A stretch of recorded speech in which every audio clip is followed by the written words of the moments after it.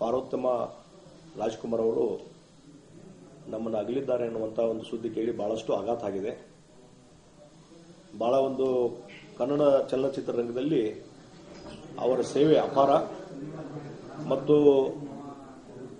ಕರ್ನಾಟಕದ ಕನ್ನಡ ನಾಡಿನ ಮೇರು ನಟ ಡಾಕ್ಟರ್ ರಾಜ್ಕುಮಾರ್ ಅವರು ಒಂದು ಆ ಸಾಧನೆ ಮಾಡುವ ಒಂದು ಹಿಂದಿನ ಶಕ್ತಿ ಅಂತಂದ್ರೆ ಶ್ರೀಮತಿ ಪಾರ್ವತಪ್ಪನವರು ಅಂತ ಹೇಳಿ ಇಡೀ ಒಂದು ನಾಡಿಗೆ ಗುರುತಿರುವಂತದ್ದು.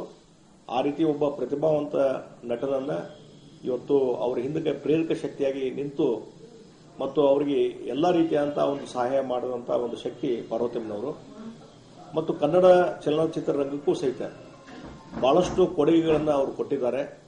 ಬಹಳ ಉತ್ತಮವಾದಂತಹ ಚಲನಚಿತ್ರಗಳನ್ನು ಕನ್ನಡ ರಂಗಕ್ಕೆ ಕೊಡುವ ಮುಖಾಂತರ ಕನ್ನಡ ಚಲನಚಿತ್ರ ಹೆಚ್ಚು ಶಕ್ತಿಯುತವಾಗಿ ಒಂದು ಪ್ರಭಾವಿ ಮಾಧ್ಯಮವಾಗಿ ಪರಿವರ್ತನೆ ಆಗಲಿಕ್ಕೆ ಅವರ ಒಂದು ಕಾಂಟ್ರಿಬ್ಯೂಷನ್ ಬಹಳಷ್ಟು ಇದೆ ಅನ್ನುವಂಥದ್ದನ್ನ ಮತ್ತು ಅದರ ಜೊತೆಗೆ ಇವತ್ತು ಅವರ ಸುಪುತ್ರರಾದಂತಹ ಶಿವರಾಜ್ ಕುಮಾರ್ ಅವರು ಇರ್ಬೋದು, ಪುನೀತ್ ರಾಜ್ಕುಮಾರ್ ಇರ್ಬೋದು, ರಾಘವೇಂದ್ರ ಇರ್ಬೋದು, ಅವರೆಲ್ಲರೂ ಸಹಿತ ಉತ್ತಮ ನಟರಾಗಿ ಪ್ರತಿಭಾವಂತ ನಟರಾಗಿ ಕನ್ನಡ ಚಲನಚಿತ್ರ ರಂಗದ ಒಂದು ಆಸ್ತಿಯಾಗಿ ಅವರು ಬೆಳೆದಿದ್ದಾರೆ.